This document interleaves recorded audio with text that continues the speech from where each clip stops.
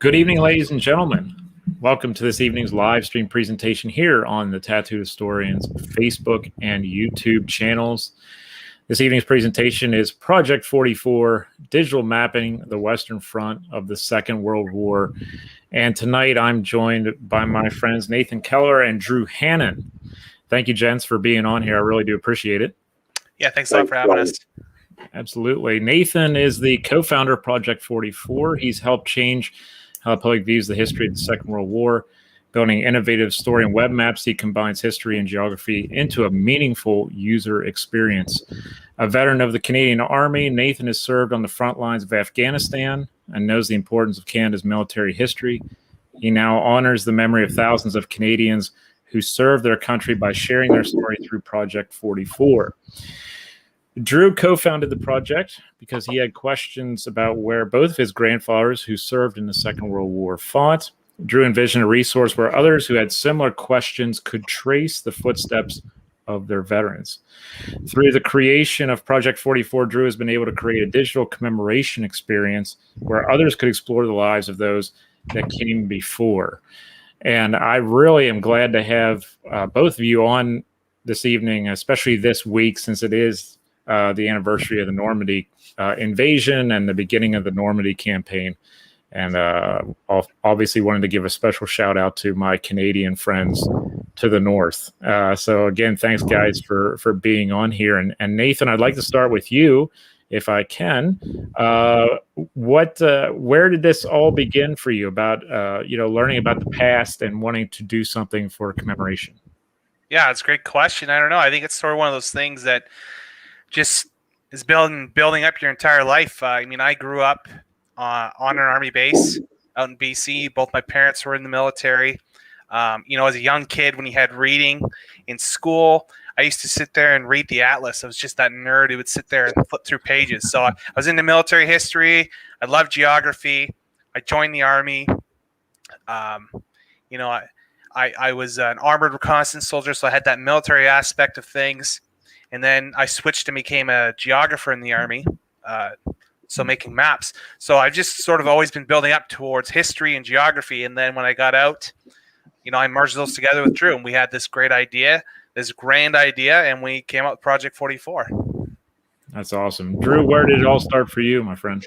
So I have a background in geography. I studied that in university, and I've always been really interested in World War II history since I was a young boy. And I always had questions about my father's father, who served in Normandy in Northwest Europe, because I never met him.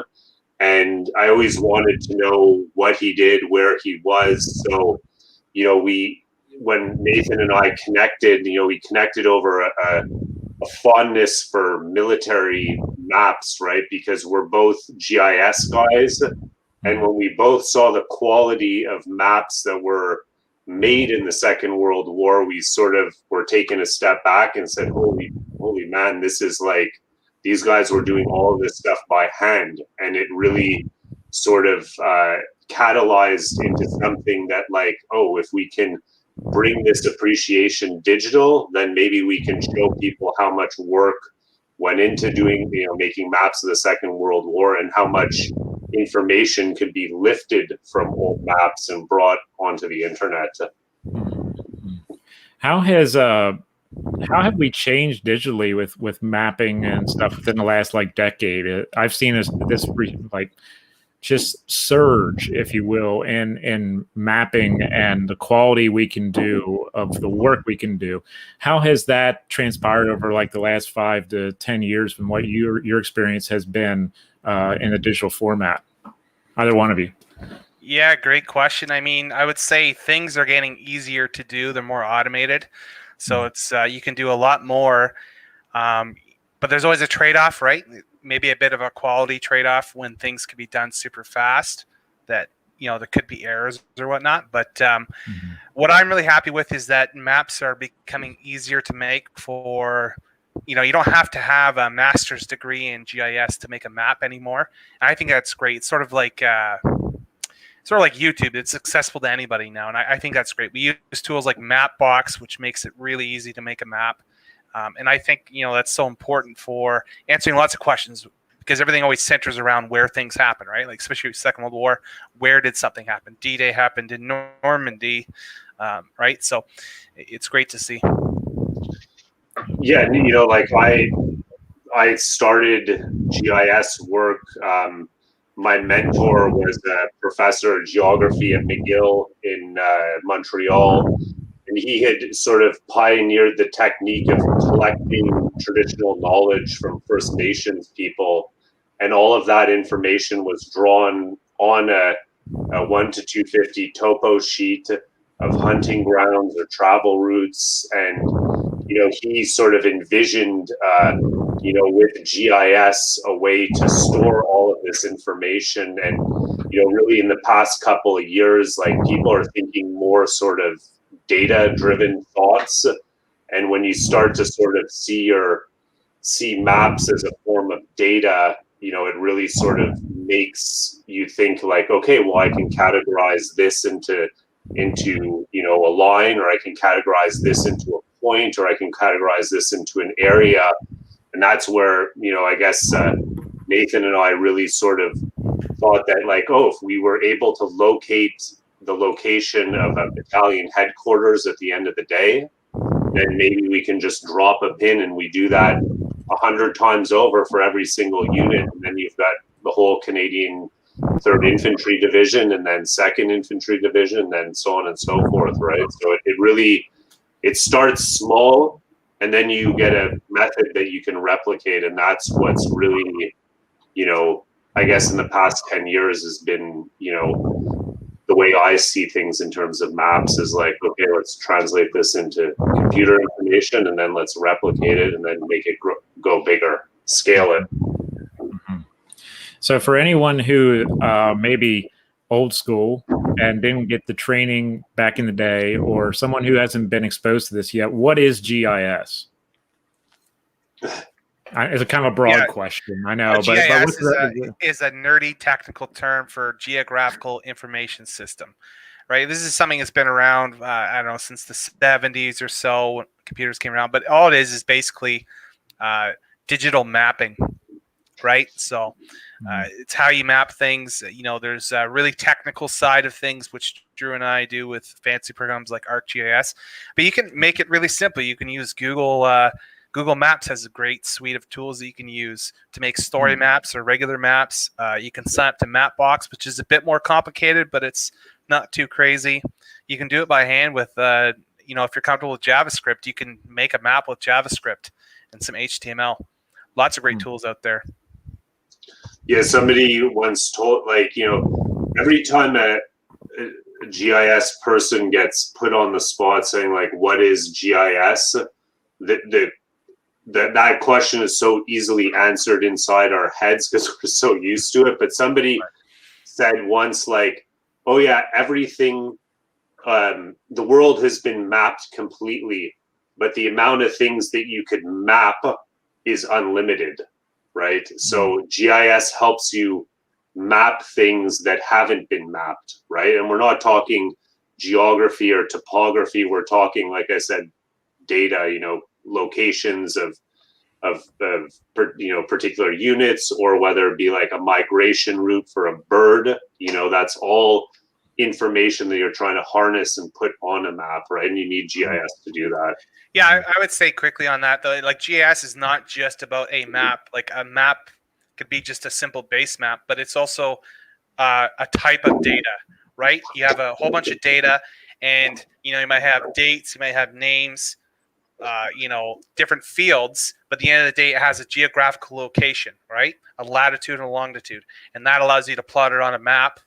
So GIS is not just fancy maps, but it's that data has some kind of geographical component to it, which can help you discover something, a phenomenon, like where things were going, or why they went a certain way, or where certain things happen. Helps answer all sorts of interesting questions.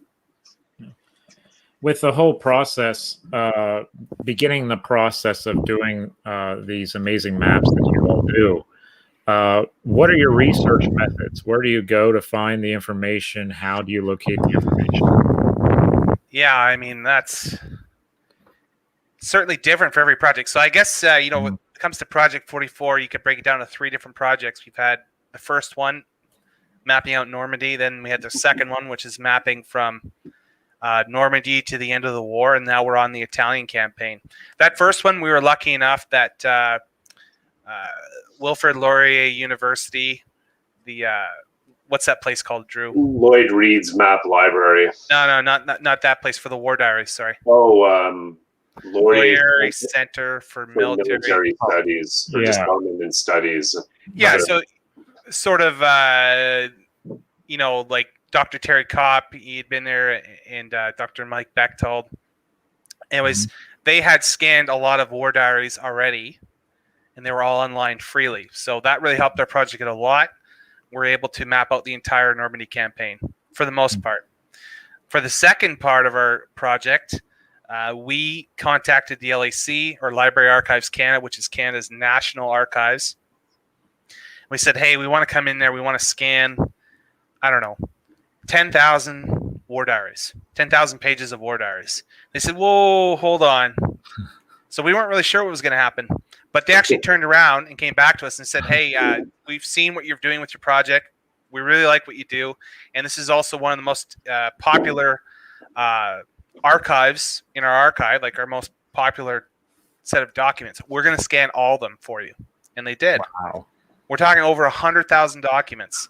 I can't even put a price on what that was, but more than we could ever have paid for. And I'm not talking about just portions. They scanned everything. Big maps, images. It was fantastic.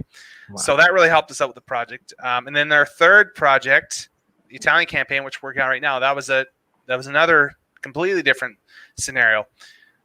So the LAC had scanned part of the Italian campaign, but then COVID happened. So we had partial war diaries.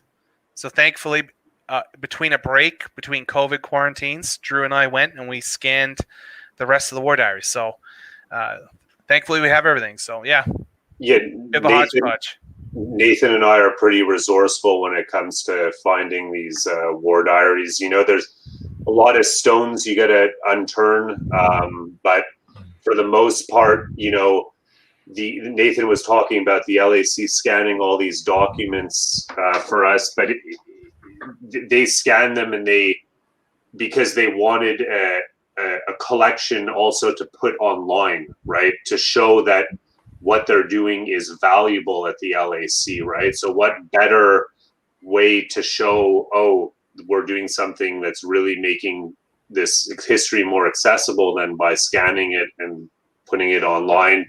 And we also, relied on a big component of the Northwest Europe campaign was scanned by the Library of Congress in Washington, and that's the 12th Army Group maps.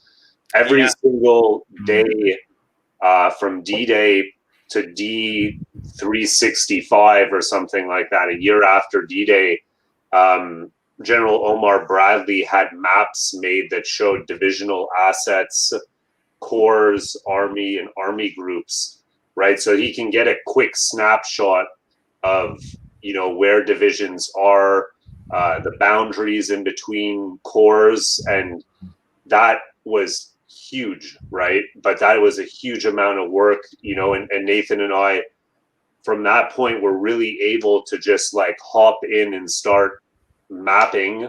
And then from the Canadian perspective, it's a whole different way of mapping because we're using source documents, right? We're using documents that were typewritten after the day, and that sort of, there's two ways we map there is we can lift data off these 12th Army Group maps for divisions. That's great for our allies, but they don't cover all the individual battalions of the Canadian units. And that's where our work really sort of got exponentially huge. And it was really, there's a lot of places you can go, but the best places to go are the National Archives, right?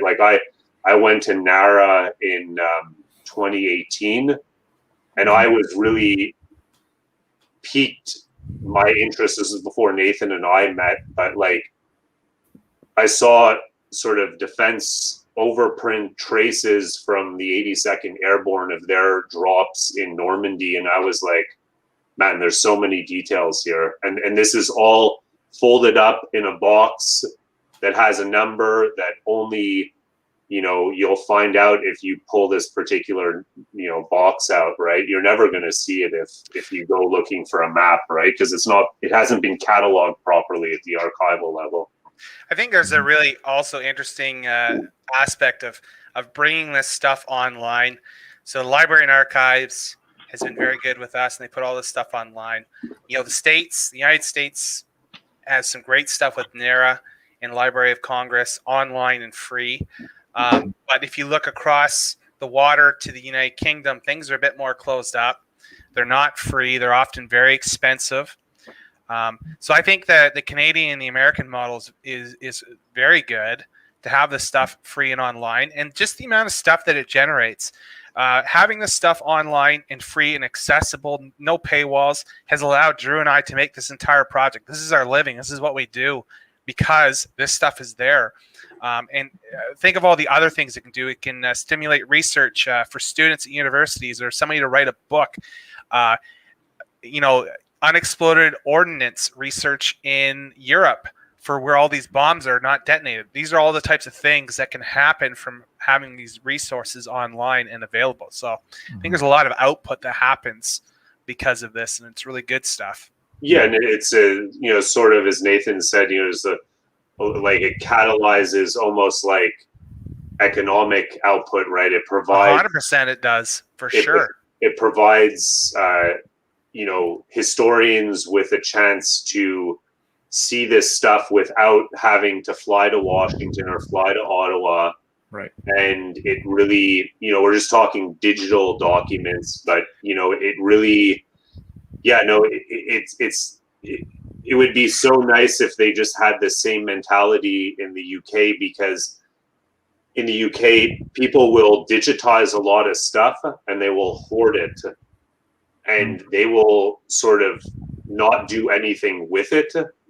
But, you know, Nathan and I would kill to have Guards Armored Division war diaries. But, like, if we wanted to extract those from the queue in England, we would probably have to pay a pretty penny to do it. And then we wouldn't be so inclined to share it with everybody because we'd want to recuperate the money that we've spent to get it out, right? So, are you familiar with author Mark Zilke, John?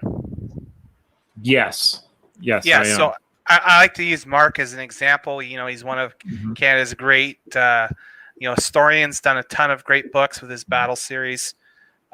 Big fan. You know, I started reading his books when I was 15. But he lives in Victoria, BC, which is on the other side of our great, massive country, right? So just imagine somebody like Mark who wants to write a book.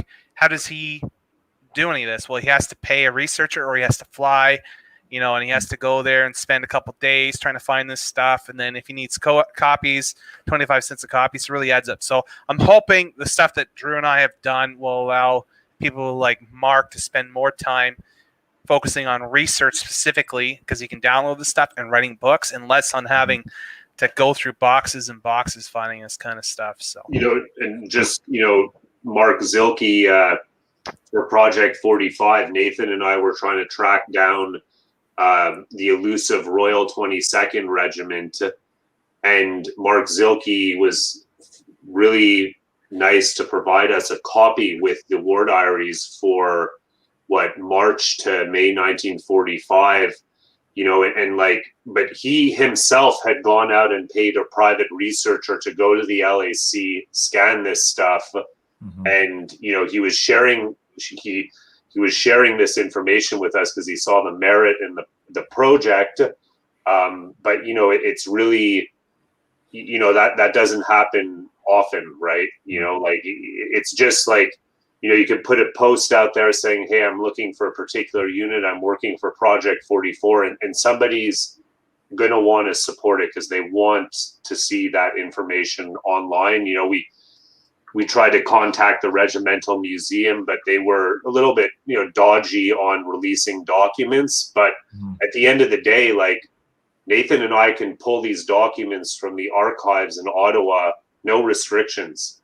It's just they were being obstructionist when they could have just been like, okay, here, map our unit. It's fine. You're doing a service to the museum, but not everybody sees that, and that's it is what it is, right? So.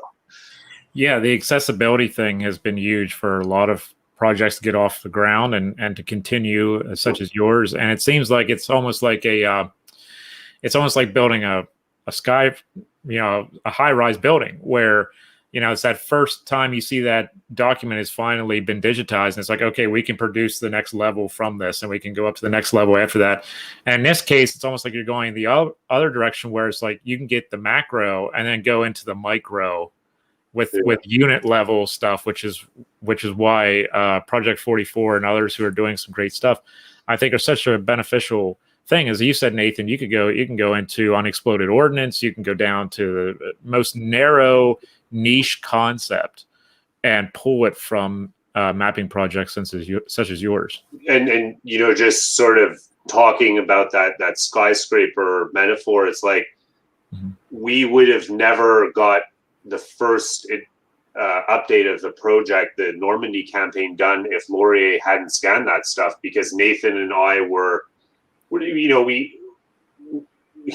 was living in Petawawa at the time. I was in Montreal.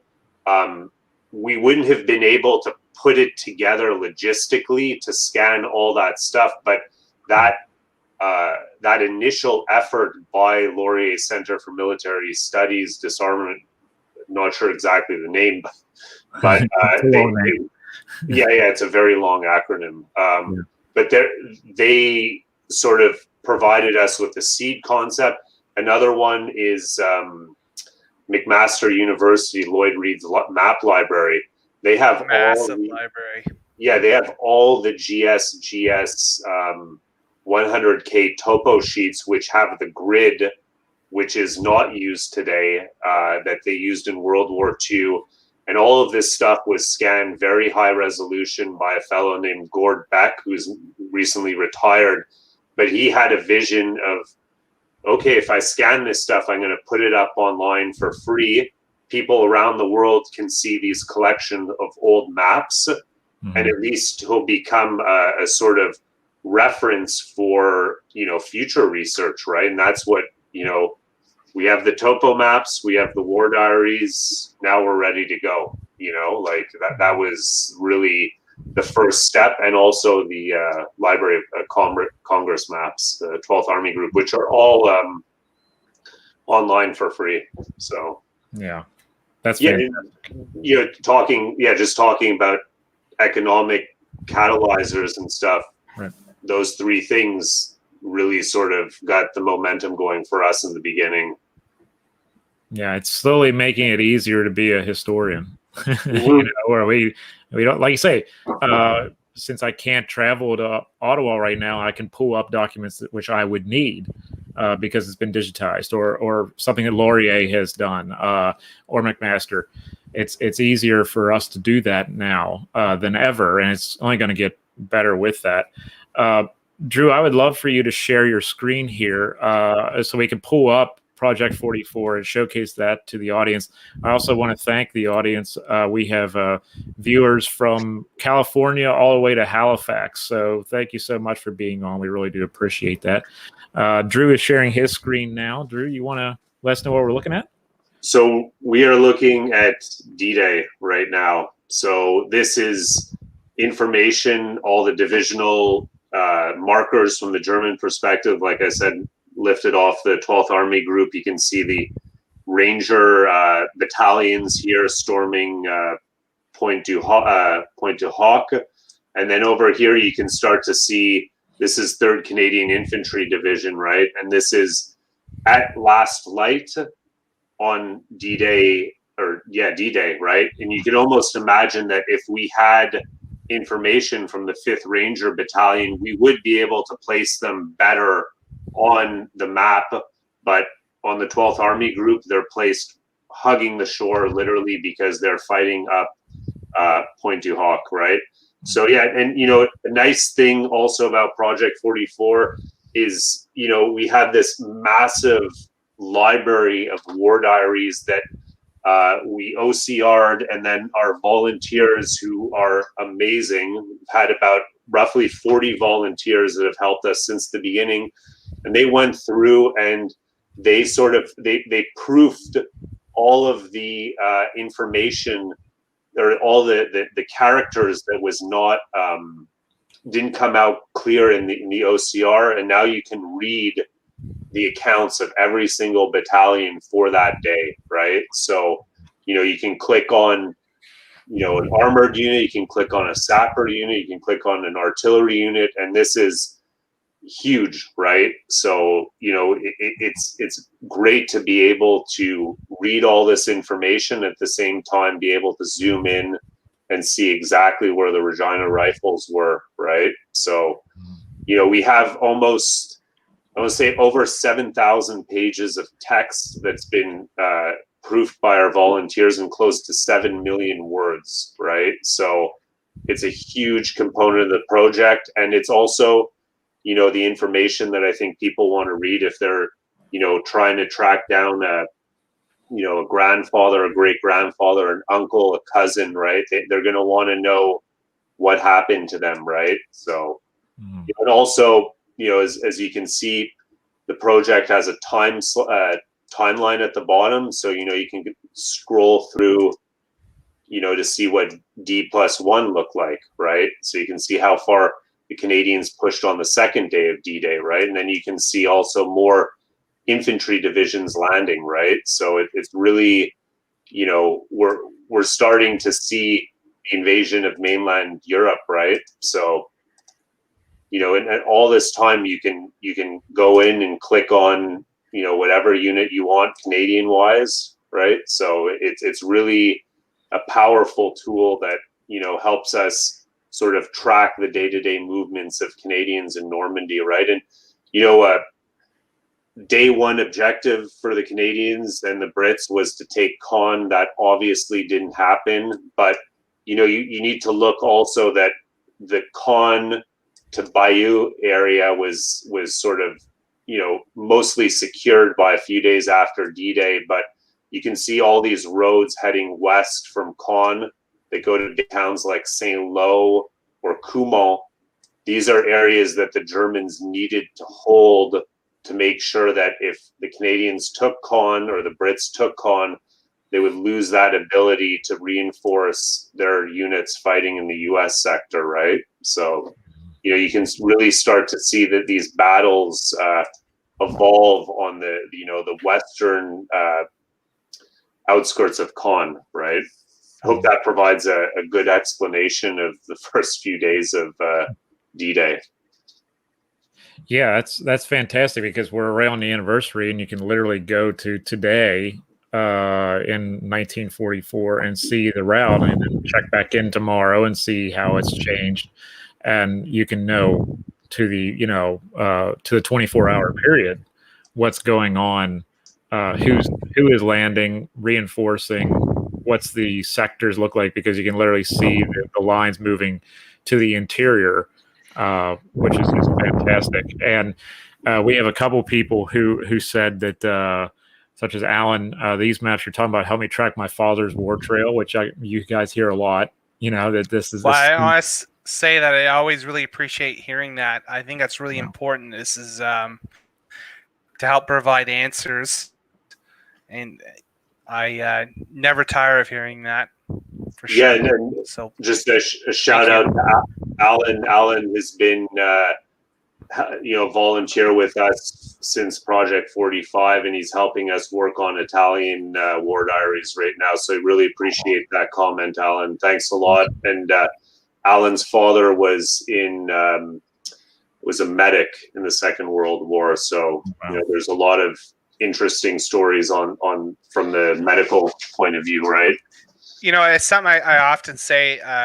There's many reasons why I did Project 44 and why I think it's important. But one thing I often say, when you're trying to figure out if you had a relative who served during the Second World War, especially on the Canadian side, if they didn't land on D-Day, right, or if they didn't take part in some other major battle, you're never really going to find out very much about what happened, right, on that day or whatnot. So Project 44 really allows you to find out, because people, were killed or wounded or had horrendous things happen on days that weren't, those memorable days like D-Day. It'll be some obscure day. And people want to know what happened on that obscure day. Maybe not much happened, but something happened to their relatives. So that means everything to them. So that's what I really like about the project. It doesn't matter what day it is. You can go find out they were on patrol that day, or that day they had the day off and they got pulled off the front line and they went to a mobile bath unit to have a bath, and they hadn't had a bath in 2 months. Like, those things are sort of important, I feel. So yeah, they always, in the war diaries, always a mention of mobile baths, right? Like they really, it's sort of like could be the sort of polar opposite of frontline duty, is taking a bath and hanging out in a river or something like that, right? So there's like Nathan said, there's ups and downs, there's offensive operations, and at the same time there's lulls, right? A lot of, I've heard this many times, but a lot of the being in the army is just sitting and waiting, right? So Drew, if you zoom into 3rd Canadian Infantry Division right now,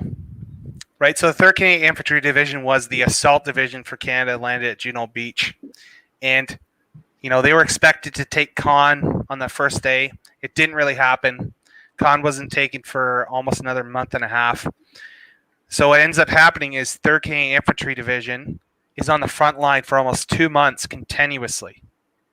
Okay, under bombardment, artillery bombardment, constant attack by panzer divisions, facing off against the 12th SS.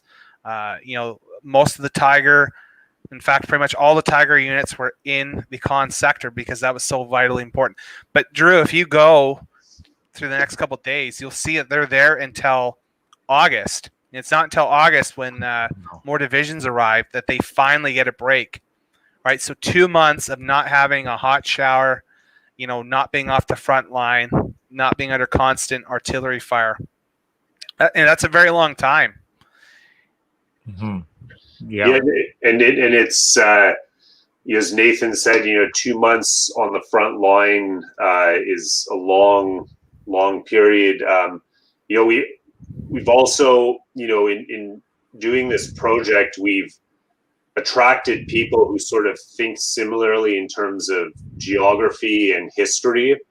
And we've had contributors help us, particularly, one of our contributors, Federico, who's an Italian. He's very interested in panzer units, right? So German armored units. And he was able to map, first and second regiment of first and second battalions of 12th SS Panzer Regiment, and you can go in and read the perspective from the German side, right? And that's really interesting, right? So, Nathan was saying, that fight for Caen, it was a brutal battles along this area, right? Carpiquet Airfield, the 15th Scottish also, which is another unit that we've added to the web map. They were all fighting to get over the Odon and the Orne River over here, right? They were trying to cut off these roads so that the Germans didn't have a way to ferry supplies all the way west, right? And you can see here, look at all these markers, right? A lot of them have been added by Federico, but you can almost see that these divisional levels, 12th SS Panzer Division, Panzer Lehr, 2nd Panzer Division, 21st Panzer Division, they were all fighting, because they knew that every single meter that they lost would be a meter closer to Germany, right? So they also knew that the German infantry divisions were not the best infantry divisions. So wherever there was an objective of the Allies, the Germans sent their armored units because they knew that the armored units fought with a particular tenacity and they didn't give up ground easily. So you can really see that here. You know, the whole lining up of all this heavily armored sector west of Caen. Yeah, and I really appreciate the icons that you use in the project, because it's easy to follow. You know, you can tell what an armored unit looks like, and you can see where another armored unit is, or a parachute infantry regiment and where another one is. It's very easy for the layman, if you will, to follow along with it if you've had no training in military mapping or anything of that sort, because some of us are used to the symbology on military mapping, and if you're not used to that, it's very, very confusing. This is more for the people, if you will, and that makes it a lot easier to follow their ancestors. Yeah, and you know, you're saying that the military symbology, it is necessary. I know Nathan, you know, whenever I see him looking at the web map, I always see him with NATO symbols, right? So we have the NATO symbols, we have authentic German map markers, right? So this is what the Germans use to signify their units, which is really, you know, interesting. We also have an allied set of markers, right? So you know, you get that whole, like, is they're listed simple, allied, German, NATO, but it really gives you you know, the ability to understand it is that much better when you provide more options to people, right? So yeah, it's a universal thing, right? Whether you've been trained in it or not. If you've been trained in, that's what you're used to. You can click on it and bring it up, and it's, you know, just the way you've seen it over the previous years. Because maybe the way Nathan reads a map is totally different than the way I read a map with symbology. Because I know I've tried to read the NATO version and I get totally confused on a lot of things. I'm not trained in it, so it could be totally a different way of looking at this whole event. For sure. Yeah, no, when we first launched, we didn't have these symbols, and I think we heard a few, you know, people saying, "Oh, you know, what's this mean or what's that mean?" You know, part of being a map maker, a cartographer, whatever you want to call it, if you make a map, it needs to speak to somebody in like 5 seconds. If you have to look at it too long to understand it, then it's not doing the job of a map. Right, it needs to be intuitive, like right away. Right. Hey, Drew, why don't you zoom into Carpiquet and show off some of the other features that we have? Yeah, so Carpiquet Airfield was a objective of 3rd Canadian Infantry Division in the beginning of July, and we were really fortunate that you know, on another, you know, we were talking about people making resources accessible and free to use. The French geospatial agency is called IGN. I can't, you know, I don't want to describe it in the acronym, but they have a web map layer, a web map tiling service that is the aerial imagery from 1947, right? So you can zoom in and see Carpiquet Airfield as it was destroyed, or not as it was destroyed, but 2 years after the operations to take the airfield, you know. And we have all these little interesting mapping tools at the bottom, right? You know, so, you know, we have a magnifying glass where people can, you know, activate that and, you know, sort of blow up one of these, not blow up per se, but, you know, zoom into one of these hangars to see what type of destruction went on, right? And we also have geolocalized photos, right? So these are user-generated information, but people have gone in and uploaded photos of what this particular hangar looked like from the ground, right? So, you know, you can also see here, somebody added an aerial photo of Carpiquet from, I think, before the operation. You know, you can see here somebody added Matthew Holton. I think could have been Alex Fitzgerald Black from Juneau Beach Center. No, I added this actually. This is fantastic. This is an actual reporter who was at the Battle of Carpiquet, live reporting from there. And the sound equipment doesn't do it justice, but the artillery and the gunfire is phenomenal to listen to. I highly recommend it. Wow, that's So awesome. yeah, these are all tools that were developed to sort of give more understanding to the web map, right? Because a lot of people like to see photos. If they get a little bit not sick of the map, but at least you can see that there is a platform or a way to upload this information. Here we got a Typhoon rocket fire from a Typhoon on the control buildings of Carpiquet Airfield. So there's a lot of interesting applications or little tricks that Nathan and I have developed into the web map, right? So we have a measuring tool which allows you to measure distances. We have a polygon tool which can allow you, say if you're traveling to Normandy in the not too distant future, you may want to highlight a particular area where say your grandfather or your uncle was, you can highlight that area with a polygon, right? Say, okay, when I go to Normandy, I want to know exactly this area. Switch on the satellite layer. It didn't translate, but you can still sort of identify these areas, right? So that's awesome. Yeah, and you can see this is contemporary imagery, right? So yeah, and that would definitely help out with not only people who are visiting on a tourist scale to visit where their grandfather may have been or their great grandfather nowadays, but also for like what we would consider staff rides when we go out and we retrain military officers and such, or up and coming military officers in the ways of previous warfare. This has to be a gold mine for that kind of information, because you could literally just lead the group day by day through here and then concentrate on, okay, what challenges do you see in the topography where we stand here? And this is what they saw in 1944 going into 1945. I mean, it's, as you say, you can get as niche as you want to with this kind of stuff, which is just incredible. And the learning is endless. Drew and I actually used this on our trip to Normandy in 2019 to know exactly where we wanted to go to, which was fantastic.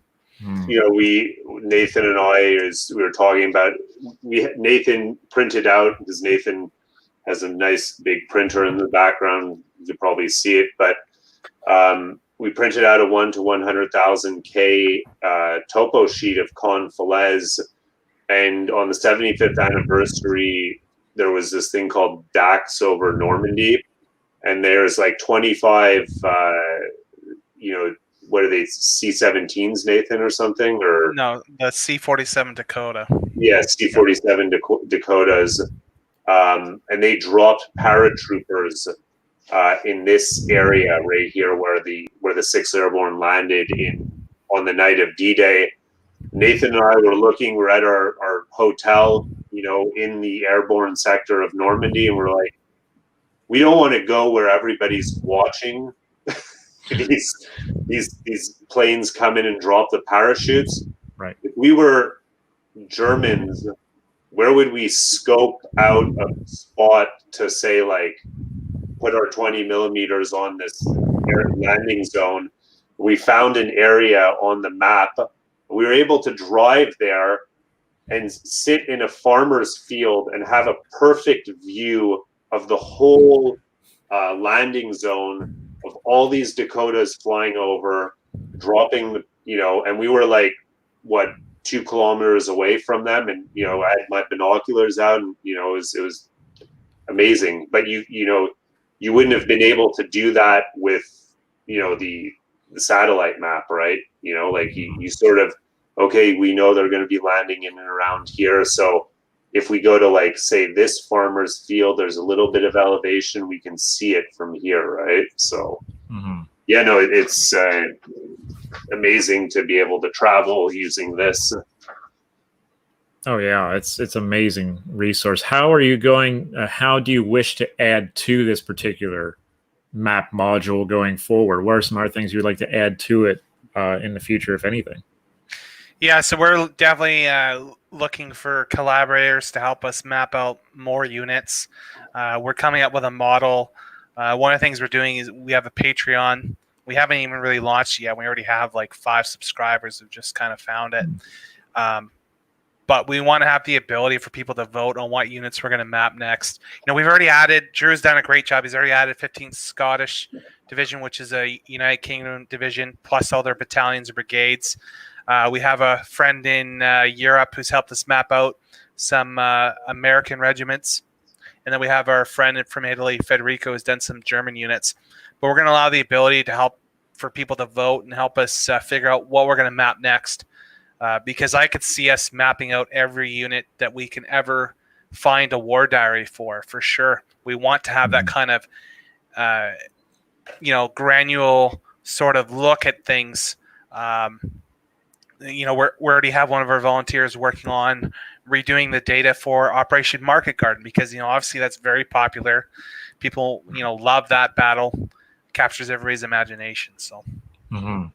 Yeah, we also get fortunate sometimes, and followers on social media will say, "Hey, I got a bunch of documents." Particularly, a gentleman from Rhode Island sent us his grandfather was a Silver Star winner in the 45th Infantry Division, and they participated in 4 amphibious landings in the Second World War. So Husky, Salerno, Anzio, and Operation Dragoon. And he sent us these documents. And, Nathan and I don't have the most amount of experience working with U.S. documents, but it's definitely something that we're interested in doing.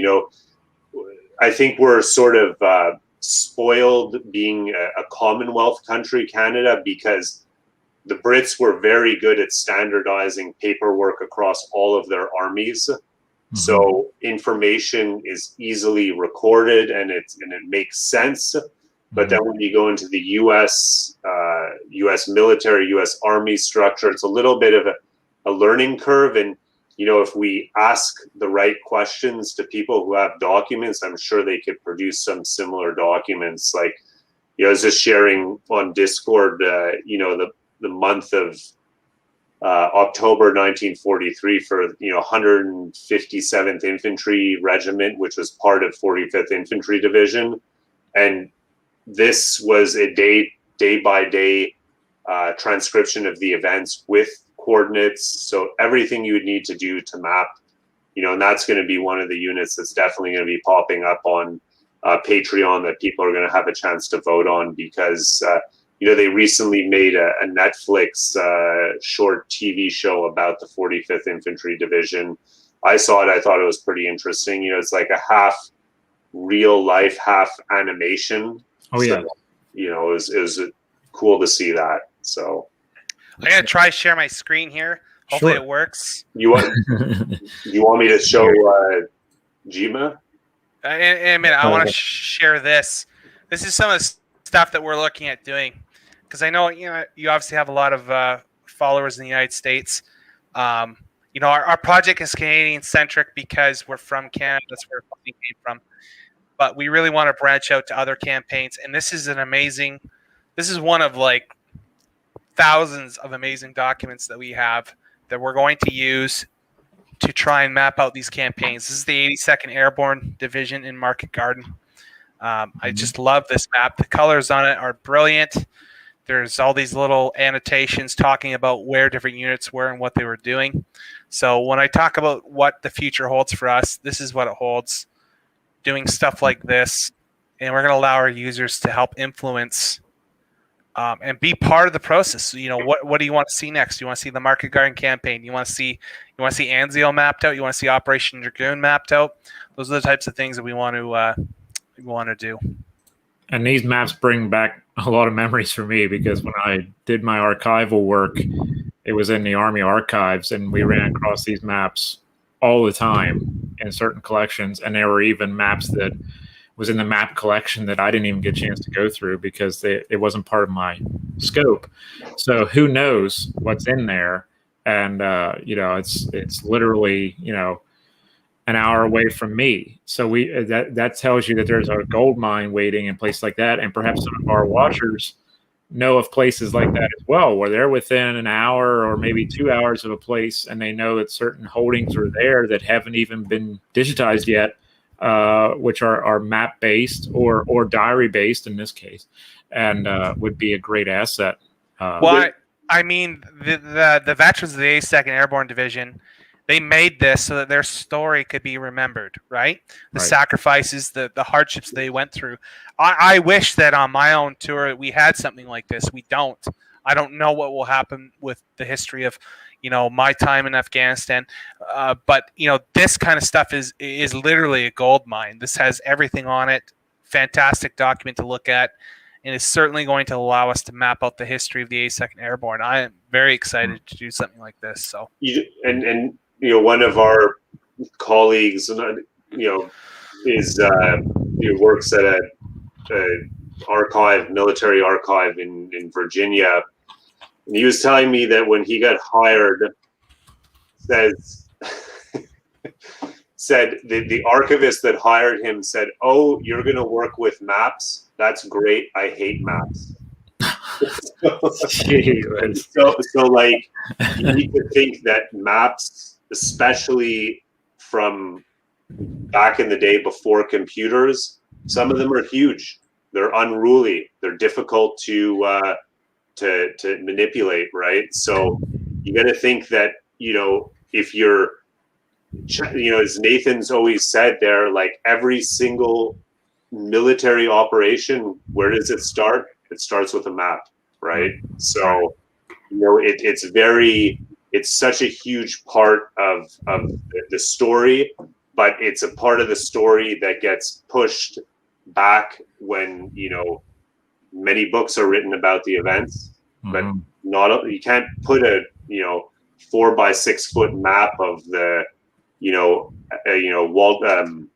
Nijmegen area in a book, right? So right. There's I'm sorry, Drew. Go ahead. No, I was just gonna say, one of the most famous maps, I guess, not famous maps from the Second World War, but an iconic battle for Americans, Iwo Jima, right? Nathan, you want to explain this one? Yeah, sure. So this is. I'll share yours here, Nathan. Okay, yeah, perfect. Hopefully my internet works well. That's what happens when you live in middle of nowhere. Right. So this is a map I made like 3-4 years ago. People always ask me, why is a Canadian doing a map of Iwo Jima? There was just a cool map. Okay, I'll show you the map that I found. I love maps. I think I said this at the beginning. I love maps and I love military history. So when those two collide, right? It's like CERN or something for me. You know what I mean? Like I get super excited. It's like, right. So yeah, this is a great map I found of Iwo Jima, and I just had to map it. Look at all this information that's on here. Right? All these little positions. These are all gun positions that have been mapped out from the air. These are all trench lines. These little hash marks. Right? Anti-aircraft guns. So I went in and actually mapped all these positions, and you can start getting a sense of where all these things were, just how many guns, right? And I started doing analysis of, the density. Where were all these guns the heaviest at? Things like, where all the trenches are, the cover and concealment, because there was vegetation on the island. And just key terrain, places that were vital, right? Like the airfield, the beaches, the neck of Iwo Jima. And I did a view shed of all the weapons. What could they hit with all their weapons from, doing a view shed of elevation. How far could they shoot? This is an indirect fire. So where all the mortars and artillery guns could hit. Not really any safe places on Iwo Jima at all. No. Modern satellite imagery. But yeah, so I really love this map. And, we added a 3D terrain model to it. This is all freely available online, iwojimamap.com. We're certainly going to review this one day and probably make this into like a timeline of the battle. But for right now, it's just a fun map to explore the battle and just provide deeper understanding to Iwo Jima. Yeah, it's fantastic because we had a question earlier from my friend Kendrick, and he was saying, he said, I wish there was something like this for U.S. troops in Europe as well as the Pacific or Italy. And so I thought immediately of the Iwo Jima map that you did when he said that. So that's fantastic. There is a great question in the comments as well from Steve Henley, which I'd love to get to. Wondering about prisoner of war holding camp locations or escaper/evader routes as a data layer. Is there enough or any data to consider that as a category? That's a fantastic question, Steve. Thank you. Yeah, it is a great question. So I'll certainly answer the first part, prisoner of war data. Yeah, I think there's enough information for sure on prisoner of war data. We are looking at adding in the future, reasonably soon, custom sort of map layers that will go on top that will have extra stuff. There'll be like defensive overprints, prisoner of war locations, stuff like that. So we're exploring that. I'm hoping to see that sometime in the fall. But we definitely want to explore prisoner of war locations where these camps were. Escape and evasion routes. I never really thought about that, but I think that could be doable. I think the sort of the generalized routes of where escape was happening, what that network is probably out there somewhere. I think that would be an interesting idea for sure. Yeah, there'll be like hand-drawn maps or something like that from prisoners that have known the route or something. But that's really interesting. The prisoner of war camps definitely in Germany or Northwest Europe, I think, are pretty well documented. That is something that would be interesting to collect. Also, Nathan and I are potentially, we're hoping that the next stage of the project is going to be covering Canadian involvement in the Pacific, specifically like Hong Kong and the Aleutian Islands. And there is a component of that where we're going to be looking at where all these Canadian POWs ended up after Hong Kong, right? Because the Japanese prisoner of war camp, concentration camps, whatever you want to call it, was atrocious. And they were, it was just a very tough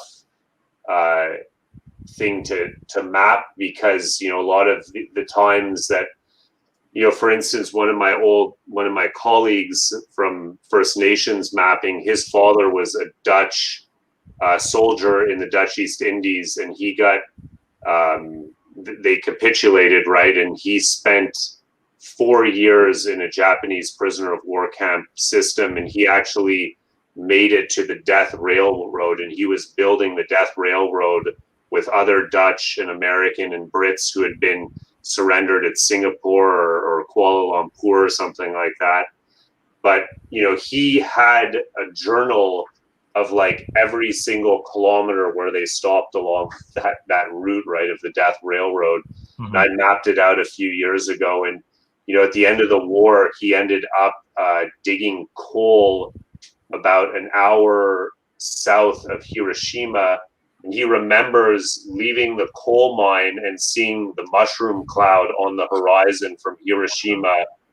And he has in his journal is like, must have been a huge ammo dump that has been hit. And then 3 days later, he's like, he uses the terms that they used to call Japanese back in the day, but he's like, this is the Japanese, they dropped a second bomb, Japanese capitulated, all public transit in the cities for free, all the POWs are running around the cities having fun drinking and stuff like that, but but I was literally able to track his prisoner of war location in Jakarta, then to Singapore, then to Laos and Siam, which is now Thailand, and then back into Japan, right? Because like as the war, the news sort of tightened on the Japanese, they brought all of their prisoner of wars closer to Japan, right? So, right. So next up is the Italian campaign, correct? For you guys? That's right. Yeah. So we'll be releasing the Italian campaign in about 30 days for the anniversary of Operation Husky. So we're going to release it into 3 chapters. We're hoping the first will cover the Sicilian campaign, so from July to August. Then we'll be releasing the second chapter, will be September to probably the end of 43. And then we're releasing the third, which will go from January 44 to the end of the war. We were hoping to release it all at the same time, but just COVID put us behind schedule with the library and archives closed, so had to be a little bit flexible. But along with that, we'll be having the entire Italian campaign mapped out. Also, some great new features coming to the website, including 3D terrain, which is going to be very helpful when you're looking at places like Monte Cassino or Monte La Defensa, where the famous Black Devils, the Devil's Brigade, First Special Service Force, attacked at Monte La Defensa, right? So, Italian campaign is very interesting. Completely different than the Northwest European campaign for many reasons. But the train is one of the largest ones. You don't really understand that when you see a normal sort of Google map. Everything's sort of flat, but now with the new terrain model we have, you can really see that elevation change. And how, why the Italian campaign was so difficult. Why was the Liri Valley so important? Because it was one of the widest valleys in all of Italy. So, right. Yeah, the Germans really used the terrain to their advantage, right? They were able to funnel the Allies into particular areas, and then once the heat got too hot, they just pulled back to their next defensive line, and then they would move up 150 kilometers, and then they'd have the same whole battle, except this time on the Adriatic side, right? So I was mapping 5th Armored Division, and you don't get to know these campaigns until you intimately read and map them, and then you start to get to know like place names, and you get to know that this particular battle honor on this unit was like a really hard fought battle, and that's like, it's so you never would be able to get that perspective from like one book, and I feel like when you're mapping, you're like, it's like you're reading 25 different books, 25 different versions of the same event, right? So how can people who are watching this evening, how can they help out with Project 44? Where can they go to follow, or can they, you spoke about Patreon, that's definitely a way. Can you go into that before we sign off this evening? Because I'd love for people to be able to give as much help as they can, because I know a lot of people are very interested in that. Yeah, so we have lots of social media. We have a great Facebook page and a Facebook Second World War community page. Lots of people are on there, but as well, we're growing our Discord, which we're really big fans of. Great way to communicate and talk directly to Drew and I and other people who are really into Project 44 and history. Patreon's another way. If you really like what we do, join up Patreon. We have lots of great incentives on our Patreon. And then as well, some people are really experts on certain areas. Maybe somebody out there is an expert on, their grandfather's division, and they know lots about it, and they know where to find archives.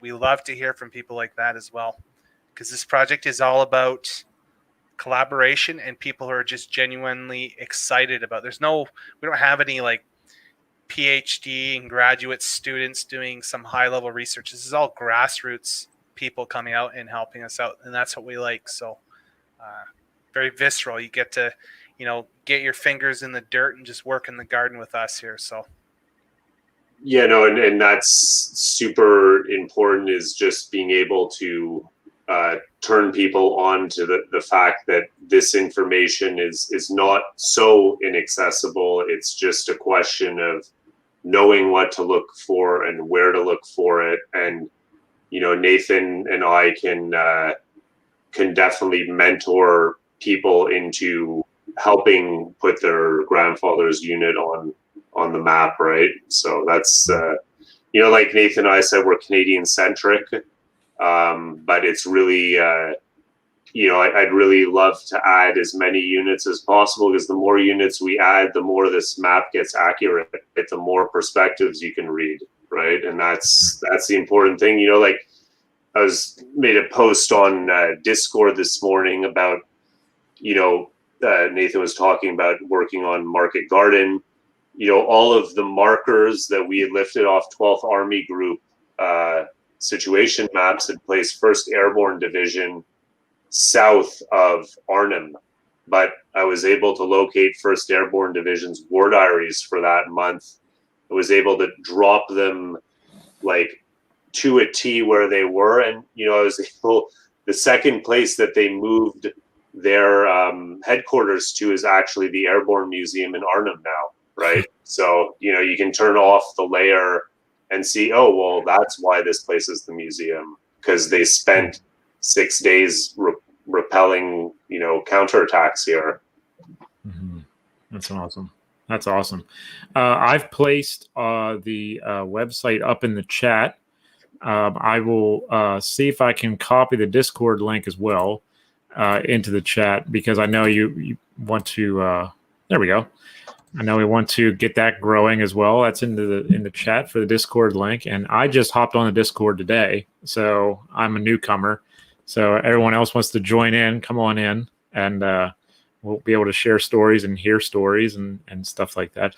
But Nathan, Drew, I really appreciate you taking time this evening to talk about the project, talk about your goals and how you do this, because as we say, it's another tier in that foundation of this high rise that we're working on, where once we have the accessibility for one person to do it, that person could take it to the next step. And you see how we can allow a lot of people to get involved with this. And I really appreciate you guys taking time out of your evening to speak with us. Yeah, no problem. Thanks a lot, John. And Nathan and I have always sort of envisioned where can this project be in 5 years. Mm-hmm. I really think that it's just going to catalyze and grow, and maybe we'll get to one day mapping the Eastern Front, and I think that's what everybody wants to see. Like we have this video up on YouTube, but all the comments are like, well, what about the Russian role in the Second World War? But that's next 5 years for sure. We got a lot of our followers on here tonight. Actually, I see them on here, and I really appreciate you having us on here tonight, John. And I really want to shout out to all those volunteers. As much as Drew and I are the face of this project would not have happened without the volunteers that helped us with this project. Countless hours working on these war diaries, keeping the memories alive of our veterans, and I really appreciate that. If they weren't doing what they were doing, Drew and I would not be able to complete this project, and we'd be up every single night. There'd be no breaks, so really appreciate it. There's a little section on our website called supporters.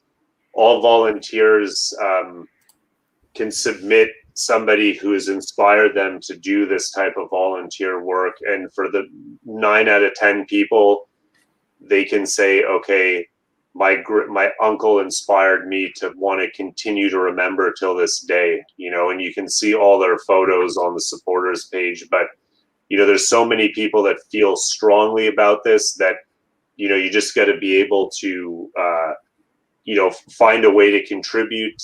And I think that's the important thing is with the volunteers, we're able to build something and they can see it being built, right? And that's really important. And thanks a lot to all our volunteers, because they're a huge part of this project.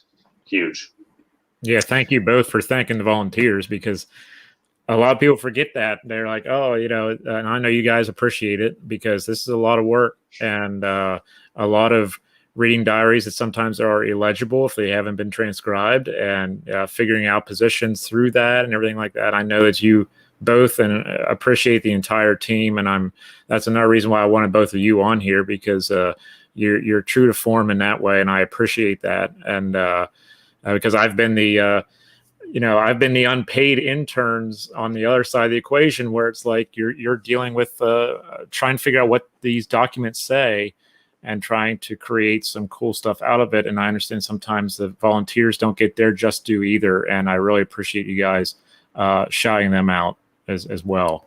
But I know there's a lot of people in the comments who are friends and fans, and I'm sure you all have gained a few more along the way tonight. We'll try to grow the Discord and Patreon and keep this rolling, because I see a tremendous amount of work ahead in a good way for this project. And I really thank you both for taking time to introduce some new people to the project, and also bringing along some friends to be in the chat as well. Well, thank you very much, John.